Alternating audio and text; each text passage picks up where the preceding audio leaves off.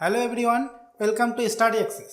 তো দেখো আমরা WP SI, WP excise constable, তারপর হচ্ছে ডাব্লিউপি কনস্টেবল, এছাড়া হচ্ছে ডাব্লিউপি এক্সাইজ এসআই যে রয়েছে, এগুলোতে যে আমাদের পলিটি এবং ইকোনমি থেকে যে কোশ্চেনগুলো এসেছিলো সেই কোশ্চেনগুলো নিয়ে আমরা আলোচনা সেশনটি শুরু করেছিলাম, যেটি তার আজকে আমরা শেষ সেট এটি রয়েছে 2015, 2018, 2019, 2013 এবং 2019-এর এক্সাইজের যে কোশ্চেনগুলো এসেছিলো পলিটি এবং ইকোনমি থেকে, সেই কোশ্চেনগুলো নিয়ে আজকে আমরা আলোচনা করব। তো দেখো, এর আগে কিন্তু অলরেডি জিওগ্রাফির যে কোশ্চেনগুলো এসেছিলো জিওগ্রাফি থেকে, সেগুলো কিন্তু সব আলোচনা করা হয়েছে। যদি তোমরা কেউ না দেখে থাকো তাহলে অবশ্যই দেখে নেবে সেই সেটগুলো। তো চলো শুরু করি আজকের সেশনটি। তো কী কোশ্চেন রয়েছে প্রথমে দেখো, প্রথমেই রয়েছে যে অন্তর্দয় পরিকল্পনা এর প্রধান উদ্দেশ্য হলো, অর্থাৎ অন্তর্দয় পরিকল্পনার প্রধান উদ্দেশ্য কী ছিল। তো এখানে কিন্তু সঠিক উত্তর হচ্ছে আমাদের অপশনটি, অর্থাৎ গরিব মানুষের উন্নয়ন। গরিব মানুষের উন্নয়নে ছিল হচ্ছে অন্তর্দয় পরিকল্পনার প্রধান একটি উদ্দেশ্য। তো দেখো, এই যে 2013 সালে কিন্তু একটি কমিটি বসেছিল, সেটা কি তেন্ডুলকর কমিটি। এই তেন্ডুলকর কমিটির পদ্ধতি অনুসারে প্রস্তুত করা একটা যোজনা কমিশন ছিল। সেই যোজনা কমিশনের প্রতিবেদন অনুসারে কী ছিল, দেশের মধ্যে দরিদ্রতম রাজ্য কিন্তু ছিল হচ্ছে ছত্তিশগড়। সেখানে বিপিএলভুক্ত তোমার জনসংখ্যা ছিল কত, মোট জনসংখ্যার 39.9%, অর্থাৎ 39.9% কিন্তু ছিল কি বিপিএল তালিকাভুক্ত। আর দেখো, ভারতের মধ্যে সবচেয়ে কম রয়েছে কোথায়, এই যে বিপিএল তালিকাভুক্ত রয়েছে সেটা সবচেয়ে কম রয়েছে কোন রাজ্যে, গোয়া রাজ্যে কিন্তু সবচেয়ে কম রয়েছে হচ্ছে বিপিএল তালিকাভুক্ত। পরবর্তী কোশ্চেনে যাব, দেখো রয়েছে যে ভারতের সবুজ বিপ্লব নিচের কোন ক্ষেত্রে সবচেয়ে সফল, অর্থাৎ ভারতের যে সবুজ বিপ্লব হয়েছিল সেটি কোন ক্ষেত্রে সবচেয়ে বেশি সফল হয়েছিল। তো এখানে কিন্তু সঠিক উত্তর কী হয়ে যাবে, এখানে সঠিক উত্তর হচ্ছে আমাদের অপশন সি, অর্থাৎ গম এবং চাল উৎপাদন কিন্তু হয়ে যাবে এখানে রাইট অ্যান্সার। দেখো, গ্রিন রিভলিউশন যেটা রয়েছে, যেটি সবুজ বিপ্লব, এই শব্দটি কিন্তু প্রথম ব্যবহার করেন কে, এটি প্রথম ব্যবহার করেন হচ্ছে তোমার ডক্টর উইলিয়াম গ্র্যান্ডে। ইনি কিন্তু প্রথম এটি ব্যবহার করেন, কিন্তু পরবর্তীকালে এই সবুজ বিপ্লবের জনক কাকে বলা হয়, এই সবুজ বিপ্লবের জনক কিন্তু বলা হয় ডক্টর নরম্যান বারলককে। আর দেখো, ভারতের যে সবুজ বিপ্লব, সেই ভারতের সবুজ বিপ্লবের জনক কাকে বলা হয়, সেটা কিন্তু হয়ে যাবে doctor M S. Swaminathan. Doctor M S. স্বামীনাথনকে বলা হয় ভারতের সবুজ বিপ্লবের জনক। এগুলো তোমরা এখান থেকে খুব ভালোভাবে মনে রাখবে। চলো পরবর্তী কোশ্চেনে যাই। দেখো রয়েছে যে সংসদ নির্বাচনে ভোট দেওয়ার অধিকার, সংসদ নির্বাচনে যে ভোট দেওয়া হয় সেই ভোটদানের অধিকার, যে এই অধিকারটি কোন ধরনের অধিকার। তো এখানে কিন্তু সঠিক উত্তর হচ্ছে আমাদের অপশন সি, অর্থাৎ এটি একটি আইনি অধিকার। কারণ এখানে অপশনের ভিত্তিতে কিন্তু এখানে আইনি অধিকার হয়ে গেল রাইট অ্যান্সার।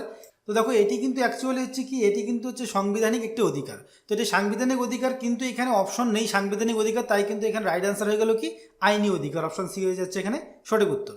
তো দেখো, আর একটা এখান থেকে মনে রাখবে যেটা খুব আসে, সেটা হচ্ছে 21 থেকে যে 18 করা হয় আমাদের ভোটদানের বয়সটা, সেটা কততম সংবিধান সংশোধনের মাধ্যমে, সেটা কিন্তু হচ্ছে 61তম সংবিধান সংশোধনের মাধ্যমে তোমার ভোটদানের অধিকার 21 থেকে 18 করা হয়, অর্থাৎ ভোটদানের যে বয়স রয়েছে সেটা 21 থেকে 18 করা হয়। আর এটা হচ্ছে 1989 সালে করা হয়। পরবর্তী কোশ্চেনে যাবো। দেখো রয়েছে যে নিচের দুটি তালিকা থেকে সঠিক উত্তর নির্বাচন করুন। তো এদিকে একটা তালিকা দেওয়া রয়েছে আর এদিকে একটা দেওয়া রয়েছে, এটা মেলাতে হবে। তো এখানে কিন্তু সঠিক উত্তর কী হয়ে যাবে, অপশন এ, অর্থাৎ অপশন এতে যে দেওয়া রয়েছে, যে এ নাম্বার যেটা রয়েছে ভারতের সুপ্রিম কোর্টের বিচারপতি।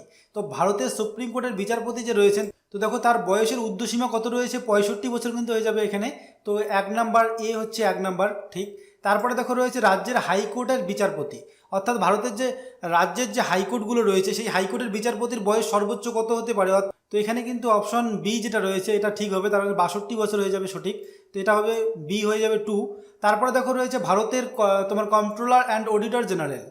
তো এখানে 6 বছর বা 65 বছর পর্যন্ত কিন্তু এর কার্যকাল রয়েছে, অর্থাৎ 6 বছর বা 65 বছরের মধ্যে যেটি আগে হবে, তো অর্থাৎ 6 বছর আগে হলে কিন্তু তার কার্যকালের মেয়াদ শেষ হয়ে যাবে, বা 65 বছর যদি আগে হয় তাহলে কিন্তু তার কার্যকালের মেয়াদ শেষ হয়ে যাবে। তো এখানে সিটা হয়ে যাবে 3।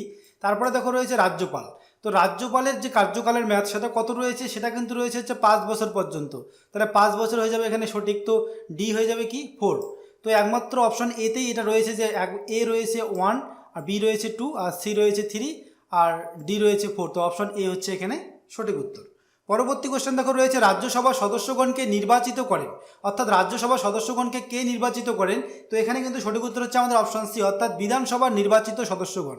এই বিধানসভার নির্বাচিত সদস্যগণে কি করে, এই রাজ্যসভার যে সদস্যগণ থাকেন তাদের নির্বাচিত করে থাকেন। অপশন সি হচ্ছে এখানে সঠিক উত্তর। তো রাজ্যসভার যে আমাদের সদস্য থাকে, ভারতবর্ষের রাজ্যসভার সদস্য কত হতে পারে সর্বোচ্চ, তোমার 250 জন সদস্য কিন্তু সর্বোচ্চ হতে পারে। আর এই যে 250 জন সদস্য সর্বোচ্চ হতে পারে রাজ্যসভার সদস্য, সেটা কিন্তু বলা রয়েছে হচ্ছে 80 নং ধারায়। আর দেখো বর্তমানে কিন্তু হচ্ছে আমাদের ভারতে এই তোমার রাজ্যসভার সদস্য কত রয়েছে, 245 জন কিন্তু বর্তমানে ভারতের রাজ্যসভার সদস্য রয়েছে। তার মধ্যে 233 জন হচ্ছে রাজ্য এবং কেন্দ্রশাসিত অঞ্চল থেকে নির্বাচিত হয়ে থাকেন, অর্থাৎ এদের নির্বাচন করা হয় রাজ্য এবং কেন্দ্রশাসিত অঞ্চল থেকে। আর বাকি যে 12 জন রয়েছেন তাদেরকে কে নির্বাচন করেন, রাষ্ট্রপতি দ্বারা কিন্তু তারা মনোনীত হয়ে থাকেন। তো বাকি 12 জন হন রাষ্ট্রপতি দ্বারা মনোনীত। আর এই যে টোটাল 233 জন রয়েছেন কেন্দ্র এবং রাজ্যের মধ্যে, তার মধ্যে কিন্তু 233 জনের মধ্যে 229 জন হন রাজ্য থেকে আর 4 জন হন তোমার কেন্দ্রশাসিত অঞ্চল থেকে। তো এখানে এটা ভালো করে মনে রাখবে। তো চলো পরবর্তী কোশ্চেন যাই। দেখো রয়েছে যে রাজ্যপালকে শপথ গ্রহণ করান। তো এই রাজ্যপালকে শপথ গ্রহণ করান কে, তো এখানে সঠিক উত্তর হয়ে যাচ্ছে আমাদের অপশন সি, অর্থাৎ হাইকোর্টের প্রধান বিচারপতি কিন্তু হয়ে যাবে এখানে সঠিক উত্তর। তো এই রাজ্যপালকে কিন্তু নিয়োগ করে থাকেন হচ্ছে রাষ্ট্রপতি, আর এই রাজ্যপালকে শপথ যে গ্রহণ করান সেই শপথ গ্রহণ কিন্তু করান হচ্ছে হাইকোর্টের প্রধান বিচারপতি। অপশন সি হচ্ছে এখানে সঠিক উত্তর। তো দেখো 155 নং যে ধারাটি রয়েছে সেখানে কিন্তু এই রাষ্ট্রপতি রাজ্যপালকে যে নিয়োগ করবেন সেটা কিন্তু রয়েছে হচ্ছে 155 নং ধারায়। তারপরে 153 নং ধারায় কী রয়েছে, সেখানে রয়েছে হচ্ছে প্রতিটি রাজ্যপাল থাকবেন একজন করে, সেটা কিন্তু বলা রয়েছে 153 নং ধারায়। এরপরে 154 যেটা রয়েছে সেখানে কিন্তু বলা রয়েছে হচ্ছে রাজ্যপাল তোমার প্রশাসনিক ক্ষমতা, অর্থাৎ রাজ্যপালের যে প্রশাসনিক ক্ষমতাগুলো থাকবে সেটা কিন্তু বর্ণিত রয়েছে হচ্ছে 154 নং ধারায়। এরপরে যাব হচ্ছে 161 নং যে ধারাটি রয়েছে সেখানে কি রয়েছে, রাজ্যপালের ক্ষমা করার অধিকার, অর্থাৎ রাজ্যপাল কোনো যদি অপরাধীকে যে ক্ষমা করার অধিকার থাকবে সেটা কিন্তু রয়েছে হচ্ছে 161 নং ধারায়। পরবর্তী কোশ্চেন দেখো রয়েছে নিচের কোনটি ভারতীয় সংসদের অধিবেশন নয়। তো ভারতীয় সংসদের অধিবেশন কোনটি নয়, তো এখানে কিন্তু সঠিক উত্তর হয়ে যাবে কি, এখানে সঠিক উত্তর হচ্ছে আমাদের অপশন বি, অর্থাৎ গ্রীষ্মকালীন যে অধিবেশন সেটা কিন্তু ভারতীয় যে সংসদ রয়েছে তার অধিবেশন নয়। বাকিগুলো সব হচ্ছে ভারতীয় সংসদের অধিবেশন, শীতকালীন অধিবেশন হচ্ছে ভারতীয় সংসদের, গ্রীষ্মকালীনটা হচ্ছে আর বাজেট অধিবেশন এটাও কিন্তু হচ্ছে ভারতীয় সংসদের একটি অধিবেশন। তো দেখো এদের মধ্যে দীর্ঘতম অধিবেশন কোনটি, এই বাজেট অধিবেশন যেটি রয়েছে এটি কিন্তু দীর্ঘতম অধিবেশন। আর এখানে হচ্ছে ফেব্রুয়ারি থেকে একদম মে মাস পর্যন্ত রয়েছে। তো ফেব্রুয়ারি থেকে মে মাস পর্যন্ত রয়েছে, এটা সবচেয়ে বেশি অর্থাৎ দীর্ঘদিন চলে, তার জন্য এটাকে বলা হয় দীর্ঘদিন অর্থাৎ দীর্ঘকাল ব্যাপী একটা তোমার অধিবেশন। তারপরে দেখো রয়েছে শীতকালীন অধিবেশন, সেটা চলে হচ্ছে নভেম্বর থেকে ডিসেম্বর মাস। আর বর্ষাকালীন অধিবেশন যেটা বর্তমানে চলছে সেই বর্ষাকালীন অধিবেশন কিন্তু হচ্ছে জুলাই থেকে সেপ্টেম্বর মাস পর্যন্ত। এই জুলাই থেকে সেপ্টেম্বর মাস পর্যন্ত চলে বর্ষাকালীন অধিবেশন বা বাদল অধিবেশন। পরবর্তী কোশ্চেন দেখো রয়েছে যে ভারতবর্ষে টাকার যোগান করা কারা নিয়ন্ত্রণ করে, অর্থাৎ ভারতবর্ষে যে টাকার যোগান করবে সেটা কারা নিয়ন্ত্রণ করে, এখানে কিন্তু সঠিক উত্তর হচ্ছে আমাদের অপশন এ, অর্থাৎ ভারতীয় রিজার্ভ ব্যাঙ্ক হয়ে যাবে এখানে সঠিক উত্তর। এই ভারতীয় রিজার্ভ ব্যাঙ্ক যে রয়েছে, এই ভারতীয় রিজার্ভ ব্যাঙ্ক যে রয়েছে এটি কিন্তু হচ্ছে মুদ্রা প্রিন্ট করে এবং মুদ্রা যে প্রিন্ট করার যে পরিচালনা করে এটা কিন্তু হচ্ছে এই রিজার্ভ ব্যাঙ্কই পরিচালনা করে থাকে। আর এটি গঠন হয় কত সালে, অর্থাৎ এই রিজার্ভ ব্যাঙ্ক কত সালে গঠিত হয়, তোমার 1 এপ্রিল 1935 সালে কিন্তু এটি গঠিত হয়। আর জাতীয়করণ হয় হচ্ছে 1949 সালে। তো গঠিত হয় হচ্ছে 1 এপ্রিল 1935 এবং জাতীয়করণ হয় হচ্ছে 1949 সালে। পরবর্তী কোশ্চেন দেখো রয়েছে জিএসটি পুরো কথাটি কি, অর্থাৎ জিএসটি কথাটির পুরো অর্থ কি, তো এখানে সঠিক উত্তর কিন্তু হয়ে যাবে আমাদের অপশন ডি, অর্থাৎ গুডস অ্যান্ড সার্ভিস ট্যাক্স, এটা কিন্তু হয়ে যাবে এখানে সঠিক উত্তর। তো এই গুডস অ্যান্ড সার্ভিস ট্যাক্স যে রয়েছে এটি কিন্তু হচ্ছে একটি ইনডিরেক্ট ট্যাক্স। আর 5টি ভাগ রয়েছে এর, একটা হচ্ছে 0%, আর একটা হচ্ছে 5%, একটা হচ্ছে 12%, একটা হচ্ছে 18%, আর একটা কিন্তু হচ্ছে 28%। তো দেখো এখানকার মধ্যে দেখো গুরুত্বপূর্ণ কিছু রয়েছে, যেমন হচ্ছে পেট্রোলিয়াম প্রোডাক্ট, তারপর হচ্ছে অ্যালকোহল যে ড্রিঙ্ক করা হয় সেই অ্যালকোহল ড্রিঙ্ক, এছাড়া হচ্ছে ইলেকট্রিসিটি, এগুলো কিন্তু হচ্ছে এই জিএসটির অন্তর্ভুক্ত নয়, এটা মনে রাখবে। এই তিনটে কিন্তু মূল জিনিসগুলো কিন্তু এগুলো কিন্তু আমাদের জিএসটির অন্তর্ভুক্ত নেই। তো এই জিএসটি কত সাল থেকে কার্যকরী হয়, 2017 সালে 1 জুলাই থেকে এই 101তম সংশোধনীর মাধ্যমে সংবিধান সংশোধনীর মাধ্যমে কিন্তু এই জিএসটি আনা হয়। আর দেখো এই জিএসটি সর্বপ্রথম এই জিএসটি চালু হয় কোন দেশে, সেটা কিন্তু হচ্ছে ফ্রান্স দেশে সর্বপ্রথম এই জিএসটি চালু হয়। পরবর্তী কোশ্চেনে যাব, দেখো রয়েছে নিচের কোনটির প্রস্তাবে গণপরিষদ গঠন করার কথা বলা হয়েছিল, তো কোনটির প্রস্তাবে, এখানে কিন্তু সঠিক উত্তর হচ্ছে আমাদের অপশন এ, অর্থাৎ ক্যাবিনেট মিশন পরিকল্পনা হয়ে যাবে এখানে সঠিক উত্তর। তো এই যে গণপরিষদ গঠন করা হয়েছিল ক্যাবিনেট মিশন পরিকল্পনার ভিত্তিতে, এর অস্থায়ী সভাপতি অর্থাৎ প্রথম যে অধিবেশনটা বসে তার সভাপতি কিন্তু ছিলেন সচ্চিদানন্দ সিনহা। আর পরবর্তীতে তার পরেরটাতে অর্থাৎ দ্বিতীয় যে অধিবেশনটা বসে সেখানে কিন্তু একজন স্থায়ী সভাপতি হন, তার নাম হচ্ছে ডক্টর রাজেন্দ্র প্রসাদ। পরবর্তী কোশ্চেনে যাব, দেখো রয়েছে ভারতীয় সংবিধানের 35-এর এ ধারা কোন রাজ্যের সাথে সম্পর্কযুক্ত, তো এই 35-এর এ যেটা ছিল সেটা হচ্ছে আমাদের জম্মু ও কাশ্মীরের সঙ্গে সম্পর্কিত। অপশন বি হচ্ছে এখানে সঠিক উত্তর। 35-এর এ এবং 370 নং যে ধারাটি রয়েছে এটা হচ্ছে জম্মু ও কাশ্মীরের সঙ্গে সম্পর্কিত। অপশন এ বি হচ্ছে সঠিক উত্তর। পরবর্তী কোশ্চেন দেখো রয়েছে যোজনা কমিশন, এই যোজনা কমিশনের পরিবর্তে নিম্নের কোন কাজ শুরু হয়, অর্থাৎ কোনটি শুরু হয়, তো এখানে কিন্তু সঠিক উত্তর হচ্ছে আমাদের অপশন ডি, অর্থাৎ নীতি আয়োগ হয়ে যাবে এখানে সঠিক উত্তর। এই নীতি আয়োগ কিন্তু যোজনা কমিশনের পরিবর্তে এই নীতি আয়োগ আনা হয়। আর এটি হচ্ছে এই যোজনা কমিশন যেটি ছিল এটি কিন্তু 1950 সালে 15ই মার্চ গঠিত হয়। আর এর প্রথম চেয়ারম্যান কে ছিলেন? প্রথম চেয়ারম্যান কিন্তু ছিলেন পদাধিকার বলে, অর্থাৎ তৎকালীন প্রধানমন্ত্রী যে ছিলেন জওহরলাল নেহরু, তিনি ছিলেন প্রথম চেয়ারম্যান। আর দেখো 2014 সালে 31শে ডিসেম্বর এটি বন্ধ করে দেওয়া হয়, অর্থাৎ এই যোজনা কমিশন বাতিল করে দেওয়া হয়। আর তারপরের দিনে 2015 সালের 1 জানুয়ারি কিন্তু নীতি আয়োগ চালু হয়। আর এই নীতি আয়োগ কিন্তু হচ্ছে এর চেয়ারম্যান কে ছিলেন? এর চেয়ারপারসন কিন্তু ছিলেন হচ্ছে আমাদের যে বর্তমান প্রাইম মিনিস্টার রয়েছেন, তিনি কিন্তু পদাধিকার বলে হচ্ছে এই নীতি আয়োগের চেয়ারম্যান হন। আর ভাইস চেয়ারম্যান কে রয়েছেন? ভাইস চেয়ারম্যান কিন্তু রয়েছেন রাজীব কুমার। আর এই নীতি আয়োগের হেডকোয়ার্টার কোথায় রয়েছে? এর হেডকোয়ার্টার কিন্তু রয়েছে হচ্ছে নিউ দিল্লিতে, এটাও এখান থেকে মনে রাখবে। পরবর্তী কোশ্চেনে যাবো, দেখো রয়েছে যে ভারতীয় সংবিধানের কোন সংশোধনীর মাধ্যমে ভোটাধিকারের বয়স 21 থেকে 18 করা হয়? তো একটু আগে আমরা এটা আলোচনা করেছিলাম, এখানে অপশন ডি হচ্ছে সঠিক উত্তর, অর্থাৎ 61তম যে সংবিধান সংশোধনী হয়েছিল সেখানে কিন্তু 21 থেকে 18 বছর করা হয় হচ্ছে ভোটদানের অধিকার। অপশন ডি হচ্ছে এখানে সঠিক উত্তর। আর দেখো এটি করা হয় কত সালে? 1889 সালে করা হয়। আর এটি হচ্ছে সংবিধানের 326 নং অনুচ্ছেদে রয়েছে। তো চলো পরবর্তী কোশ্চেনে যাবো, দেখো রয়েছে ভারতীয় সংবিধানের কোন ধারাকে ডক্টর বি আর আম্বেদকর সংবিধানের হৃদয় ও আত্মা বলেছেন? তো এখানে কিন্তু সঠিক উত্তর হচ্ছে আমাদের অপশন সি, অর্থাৎ 32 নং ধারা হয়ে যাবে এখানে রাইট অ্যান্সার। এই 32 নং ধারাকেই বলেছিল আমাদের ডক্টর বি আর আম্বেদকর হৃদয় বা আত্মা বলেছিল। তো দেখো এই যে সংবিধানের 32 নং ধারাটি রয়েছে, এখানে কি বলা রয়েছে? কোনো রকম বঞ্চনার ক্ষেত্রে সুপ্রিম কোর্টের দ্বারস্থ হওয়ার যে অধিকার রয়েছে সকলের, সেটা কিন্তু বলা রয়েছে কি 32 নং ধারায়। আর এটিকেই বলা রয়েছে কি হৃদয় এবং আত্মা বলেছেন হচ্ছে ডক্টর বি আর আম্বেদকর। তো দেখো এখানে অপশন এতে যেটা রয়েছে হচ্ছে 19 নং ধারা, সেখানে কি রয়েছে?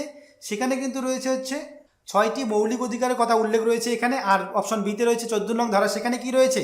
সেখানে রয়েছে হচ্ছে আইনের চোখে সবাই সমান, এটা কিন্তু বলা রয়েছে হচ্ছে 14 নং ধারায়। এরপরে রয়েছে 356 নং ধারা, যেটা অপশন ডিতে। এখানে কি বলা রয়েছে? রাজ্যের জরুরি অবস্থার কথা কিন্তু রয়েছে হচ্ছে 356 নং ধারায়।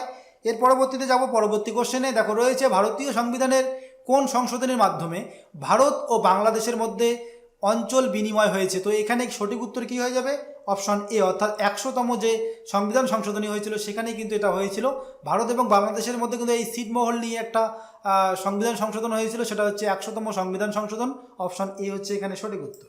তো দেখো 100তম সংবিধান সংশোধনের মাধ্যমে হচ্ছে ভারত এবং বাংলাদেশের মধ্যে অঞ্চল বিনিময় হয়। আর দেখো তারপরে হচ্ছে 101তম যে সংশোধনীটি হয় সেখানে কিন্তু হচ্ছে জিএসটি নিয়ে হয়, অর্থাৎ জিএসটি আনা হয় হচ্ছে 101 নম্বর সংশোধনীর মাধ্যমে। তারপরে অপশন সিতে যেটা রয়েছে 102 নম্বর যে সংবিধান সংশোধনী, সেখানে কি হয়েছিল? এটা কিন্তু 2018 সালে হয়েছিল। আর এখানে national commission for backward class, এই ব্যাকওয়ার্ড ক্লাসের ন্যাশনাল কমিশন গঠন করা হয়েছিল, যেটা রয়েছে কি 338-এর বিতে রয়েছে। আর 342-এর এ যেটা নেওয়া তোমার নিয়ে আসা হয়েছে, এটা কিন্তু হচ্ছে 102তম সংবিধান সংশোধনের মাধ্যমে নিয়ে আসা হয়েছিল। তারপরে দেখো রয়েছে 103তম যে সংবিধান সংশোধনী অপশন বিতে, সেই 103তম সংবিধান সংশোধনের মাধ্যমে কিন্তু হচ্ছে 10% রিজার্ভেশন আনা হয়। কাদের জন্য? এটা কিন্তু হচ্ছে ইকোনমিক্যাল উইকার সেকশনদের জন্য। হ্যাঁ, এই এদের জন্যই হচ্ছে 10% সংরক্ষণ আনা হয় 103তম সংবিধান সংশোধনের মাধ্যমে। এর পরবর্তীতে রিসেন্ট একটা সংবিধান সংশোধন হয়, সেটা হচ্ছে 104তম সংবিধান সংশোধন। সেখানে কিন্তু হচ্ছে ইঙ্গ ভারতীয় যে সদস্য রয়েছে, লোকসভায় 2জন ইঙ্গ ভারতীয় সদস্য থাকেন, যাদের নিয়োগ করেন কে? তোমার রাষ্ট্রপতি নিয়োগ করে থাকেন। আর একজন থাকেন কি বিধানসভায় একজন থাকেন ইঙ্গ ভারতীয়, তাদের নিয়োগ করেন হচ্ছে রাজ্যপাল। আর এই যে 3জন রয়েছেন, কেন্দ্রের 2জন আর রাজ্যে একজন করে থাকেন, এদেরকে কিন্তু তুলে দেওয়া হয় তো 104তম সংবিধান সংশোধনের মাধ্যমে, এটাও তোমরা মনে রাখবে। পরবর্তী কোশ্চেন দেখো রয়েছে ভারতবর্ষে সম্প্রতি কে প্রথম লোকপাল রূপে নিযুক্ত হলেন? তো এখানে কিন্তু সঠিক উত্তর কী হয়ে যাবে? অপশন এ, অর্থাৎ পিনাকি চন্দ্র ঘোষ কিন্তু হয়ে যাচ্ছে এখানে সঠিক উত্তর। তো প্রাক্তন সুপ্রিম কোর্টের বিচারক পিনাকি চন্দ্র যে ঘোষ রয়েছেন, ইনি হচ্ছেন কিন্তু প্রথম লোকপাল। অপশন এ হচ্ছে এখানে সঠিক উত্তর। পরবর্তী কোশ্চেন দেখো রয়েছে যে কে প্রথম ভারতের জাতীয় আয় নির্ধারণ করেছিলেন? তো কে করেছিলেন? এখানে সঠিক উত্তর হচ্ছে অপশন এ, অর্থাৎ দাদাভাই নৌরোজি কিন্তু হয়ে যাবে এখানে সঠিক উত্তর। পরবর্তী কোশ্চেনে দেখো রয়েছে কততম সংবিধান সংশোধনের দ্বারা ভোটদানের যে অধিকার রয়েছে বা ভোটাধিকার রয়েছে সেই বয়সটা 21 থেকে 18 করা হয়? তো এখানে সঠিক উত্তর হচ্ছে আমাদের অপশন সি, যেটা আমরা পূর্বে আলোচনা করেছিলাম। অপশন সি হচ্ছে এখানে সঠিক উত্তর। পরবর্তী কোশ্চেনে যাবো, দেখো রয়েছে সংসদে 0 আওয়ার বলতে কোন সময়কে বোঝায়? অর্থাৎ কোন সময় থেকে কোন সময় পর্যন্ত আমাদের এই 0 আওয়ার হয়? তো এখানে কিন্তু সঠিক উত্তর হচ্ছে আমাদের অপশন ডি, অর্থাৎ 12টা থেকে 1টা পর্যন্ত কিন্তু এই 0 আওয়ার চলে। অপশন ডি হচ্ছে এখানে সঠিক উত্তর। পরবর্তী কোশ্চেনে যাবো, দেখো রয়েছে জেলার মুখ্য রাজস্ব আদায়কারী কে, অর্থাৎ জেলার মধ্যে যে মুখ্য রাজস্ব আদায়কারী তিনি কে রয়েছেন। এখানে সঠিক উত্তর হচ্ছে আমাদের অপশন এ, অর্থাৎ জেলা শাসক হয়ে যাবে এখানে সঠিক উত্তর। তার পরবর্তী কোশ্চেনে দেখো রয়েছে লোকসভার সভাপতিত্ব, লোকসভার সভাপতিত্ব কে করে থাকেন। তো এখানে সঠিক উত্তর হচ্ছে কি আমাদের অপশন ডি, অর্থাৎ স্পিকার কিন্তু লোকসভার সভাপতিত্ব করে থাকেন। তো এই স্পিকার কে রয়েছেন লোকসভার বর্তমান স্পিকার, সে রয়েছেন হচ্ছে ওম বিড়লা। আর দেখো রাজ্যসভার সভাপতিত্ব কে করেন, রাজ্যসভার সভাপতিত্ব কিন্তু করে থাকেন হচ্ছে আমাদের ভাইস প্রেসিডেন্ট, যে উপরাষ্ট্রপতি রয়েছেন তিনি কিন্তু হচ্ছে রাজ্যসভার সভাপতিত্ব করেন, তার পদাধিকার বলে। আর এখান থেকে যেটা মনে রাখবো সেটা হচ্ছে এই যে ভাইস প্রেসিডেন্ট যে সভাপতিত্ব করেন তার তো দুটি পদ রয়েছে, একটা হচ্ছে তিনি রয়েছেন কি, তিনি রয়েছেন হচ্ছে উপরাষ্ট্রপতি, আর 2 নম্বর হচ্ছে রাজ্যসভা সভাপতি হিসেবে কাজ করছেন। তো এখানে কিন্তু তার যে উপরাষ্ট্রপতি হিসেবে কিন্তু তিনি বেতনটা পান না, বেতন কিন্তু পান হচ্ছে রাজ্যসভার সভাপতি হিসাবে, এটা তোমরা এখান থেকে মনে রাখবে। আর বর্তমানে এই তোমার উপরাষ্ট্রপতি কে রয়েছেন, ভেঙ্কাইয়া নাইডু কিন্তু বর্তমানে রয়েছেন হচ্ছে উপরাষ্ট্রপতি আমাদের। ভারতের প্রথম কোন রাষ্ট্রপতি পদে থাকাকালীন মারা যান, তো কে প্রথম রাষ্ট্রপতি পদে থাকাকালীন মারা যান। তো এখানে কিন্তু সঠিক উত্তর হয়ে যাবে কি, সঠিক উত্তর হচ্ছে আমাদের অপশন ডি, অর্থাৎ জাকির হোসেন কিন্তু হয়ে যাবে এখানে রাইট অ্যান্সার। এই জাকির হোসেন মারা যান এই যে রাষ্ট্রপতি থাকাকালীন প্রথম। আরও একজন মারা যান সেদিকে, তিনি কিন্তু হচ্ছেন ফখরুদ্দিন আলী আহমেদ, ইনিও কিন্তু হচ্ছে রাষ্ট্রপতি থাকাকালীন মারা যান। তো এই জাকির হোসেনের পরবর্তীতে মারা যান ইনি। আর এই যে জাকির হোসেন রয়েছেন ইনি কিন্তু হচ্ছে প্রথম মুসলিম রাষ্ট্রপতি, প্রথম মুসলিম রাষ্ট্রপতি হচ্ছেন জাকির হোসেন। এছাড়া যেটা জানবো সেটা হচ্ছে প্রথম রাষ্ট্রপতি যিনি ছিলেন তিনি কি, সর্বপল্লী রাধাকৃষ্ণন উপরাষ্ট্রপতি ছিলেন প্রথম। আর এই উপরাষ্ট্রপতি সর্বপল্লী রাধাকৃষ্ণন যে প্রথম ছিলেন তিনি কিন্তু প্রথম হচ্ছে উপরাষ্ট্রপতি পদ থেকে সরাসরি রাষ্ট্রপতি পদে যান। তো এই সর্বপল্লী রাধাকৃষ্ণন হচ্ছে সর্বপ্রথম উপরাষ্ট্রপতি পদ থেকে রাষ্ট্রপতি পদে যান, এটা মনে রাখবে এখান থেকে। পরবর্তী কোশ্চেন দেখো রয়েছে যে ভারতীয় সংবিধানের কোন আর্টিকেলে রাষ্ট্রপতির ইমপিচমেন্টের সম্বন্ধে বলা হয়েছে। তো ইমপিচমেন্ট বা অপসারণ পদ্ধতি যেটা রয়েছে সেটা কত নম্বর আর্টিকেলে রয়েছে। তো এখানে কিন্তু সঠিক উত্তর হচ্ছে আমাদের অপশন সি, অর্থাৎ আর্টিকেল 61 যেটা রয়েছে এই 61 নম্বর আর্টিকেলে কিন্তু এটা বলা রয়েছে। এছাড়াও দেখো 54 নম্বরে কি বলা রয়েছে, 54 বলা রয়েছে হচ্ছে রাষ্ট্রপতি নির্বাচন। আর 72-এ কী রয়েছে, রাষ্ট্রপতির যে ক্ষমা করার অধিকার, অর্থাৎ কোনো অপরাধীর যে ক্ষমা করার অধিকার রয়েছে রাষ্ট্রপতি, সেটা কিন্তু রয়েছে হচ্ছে 72 নম্বর অনুচ্ছেদে।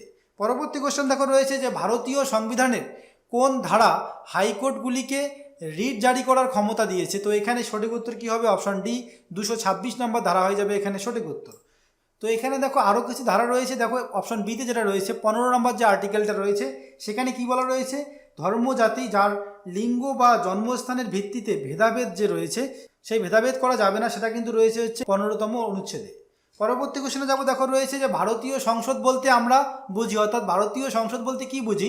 তো এখানে কিন্তু সঠিক উত্তর হয়ে যাবে কি অপশন এ, অর্থাৎ রাষ্ট্রপতি, রাজ্যপাল এবং লোকসভা, এই তিনটি নিয়েই কিন্তু হচ্ছে কি আমাদের ভারতীয় সংসদ, অপশন এ হচ্ছে এখানে সঠিক উত্তর।